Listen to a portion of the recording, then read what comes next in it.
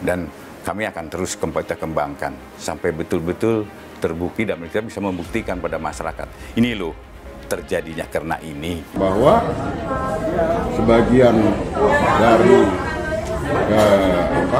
kelangkaan minyak goreng dan kemudian harganya dibikin mahal dan mereka mengutamakan ekspor karena kebutuhan fundraising. Untuk yang isu tadi itu ya, Pak? Iya. Memelihara atau mendukung sampai itu ya? Tidak tahu malu sekali ya. Di tengah masyarakat yang mungkin meregang nyawa, kesulitan ekonomi, yang belum punya pekerjaan dalam 2 tahun terakhir ini akibat pandemi, yang mencari makan saja susah untuk kebutuhan sehari-harinya. Tapi ada segelintir elit yang sibuk mengglorifikasi, ya, sibuk memperjuangkan, mengusulkan, menyebarluaskan usulan perpanjangan masa jabatan Presiden Jokowi 3 periode. Pemerintah melarang ekspor bahan baku minyak goreng dan minyak goreng mulai Kamis 28 April 2022 sampai batas waktu yang akan ditentukan kemudian. Saya akan terus memantau dan mengevaluasi pelaksanaan kebijakan ini agar ketersediaan minyak goreng di dalam negeri melimpah dengan harga terjangkau. Golongan miskin dan tidak mampu yang sangat terpukul akibat kelangkaan dan melambungnya harga-harga tersebut. Tentu kami ingin juga menjadi bagian solusi, terus menyuarakan dan berharap negara hadir untuk bisa terus melakukan stabilisasi harga dan meyakinkan pasokannya juga aman sehingga tidak ada penimbunan-penimbunan apalagi yang dilakukan oleh mafia-mafia mereka-mereka yang hanya memperkaya diri sendiri. Kelangkaan minyak goreng, kemudian harga-harga yang mahal, ya ini kan dimanfaatkan betul, ya. Satu, situasi di internasional harga sedang tinggi, kemudian pembunuhan kebutuhan dalam negeri ya kenapa nggak dipenuhi, nah, gitu loh, kan ada indikasi ke situ. Ya untuk apa hadirnya? Sudah menyampaikan usulan agar masa jabatan Bapak Presiden Joko Widodo bisa diperpanjang menjadi 3 periode. Dan yang ada atau duduk dan berada di lokasi yang sama ternyata siapa? Sosok menteri yang sama yang merupakan ketua Dewan Pembina acara deklarasi para kepala desa di Istora. Nah, itu kan ada deklarasi terhadap perpanjangan masa jabatan ya periode presiden seperti itu.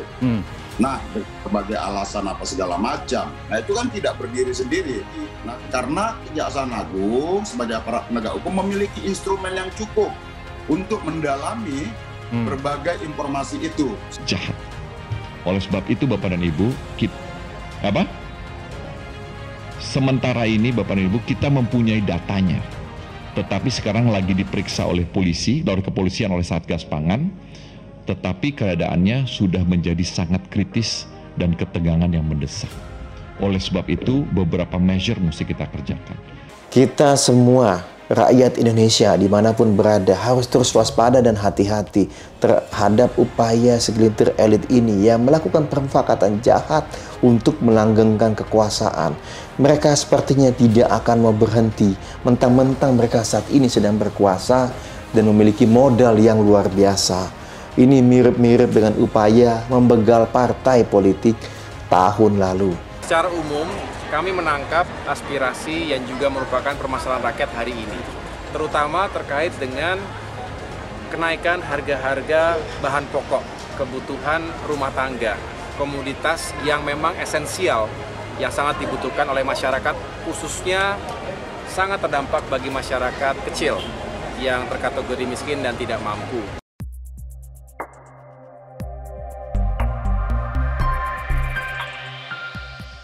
Ini mafia yang sangat luar biasa. Korupsi minyak goreng dibuat untuk penundaan pemilu.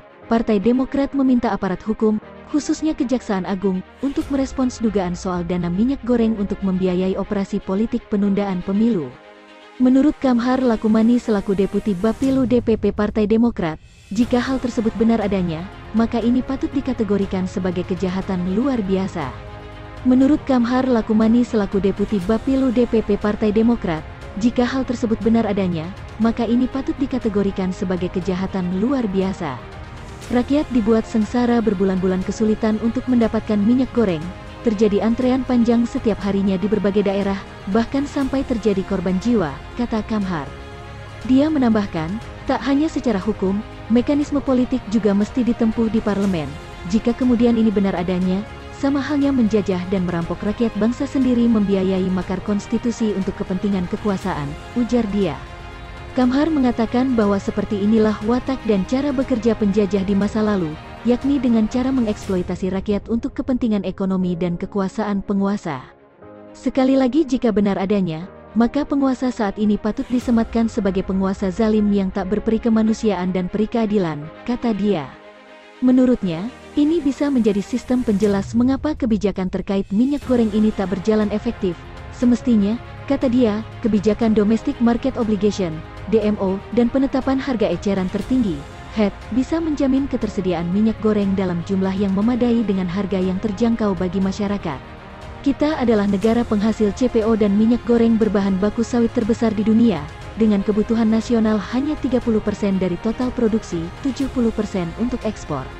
Tak masuk akal jika terjadi kelangkaan dan kemahalan di dalam negeri, katanya.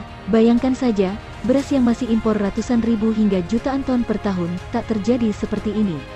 Malah minyak goreng sawit kita sebagai penghasil terbesar di dunia, ini terjadi, ini karena disusupi penumpang gelap yang ingin melanggengkan kekuasaan, pungkasnya. Adapun informasi dugaan tersebut dikatakan Masinton Pasaribu, Masinton mengungkapkan memiliki informasi adanya dugaan urun dana, fundraising, untuk membiayai wacana penundaan pemilu 2024, dari kasus dugaan korupsi pemberian izin ekspor minyak sawit mentah atau crude palm oil, CPO. Ya, saya ada informasi menyampaikan ke saya bahwa dia memberikan sinyalemen ya, menduga bahwa sebagian dari kelangkaan minyak goreng dan kemudian harganya dibikin mahal, dan mereka mengutamakan ekspor karena kebutuhan fundraising. Untuk memelihara dan menunda pemilu itu, kata Masinton Pasaribu, anggota Komisi Keuangan dan Perbankan itu kemudian mengaitkan deklarasi dukungan terhadap ide 3 periode yang dilontarkan sejumlah petani plasma. Mereka, kata Masinton, disebut sebagai binaan korporasi besar yang berkaitan dengan produksi minyak sawit mentah atau CPO. Kemudian ada deklarasi-deklarasi untuk perpanjangan masa jabatan presiden dari petani-petani plasma binaan korporasi besar. Background itu tadi dalami aja, ya kalau saya sih mendengar ada sinyalemen ke sana. Saya cek-cek juga ya ada indikasi itu, jadi sinyalemen kelangkaan minyak goreng kemudian harga-harga yang mahal ya ini kan dimanfaatkan betul.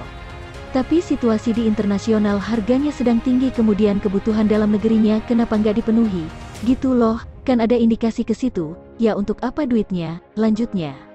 Lebih lanjut, dia menilai informasi tersebut perlu ditindaklanjuti melalui penyidikan yang dilakukan Kejaksaan Agung, Kejagung, soal kasus dugaan tindak pidana korupsi, Tipikor, minyak goreng. Dia meminta penyidik Kejagung mendalami soal para pemain di balik kartel minyak goreng.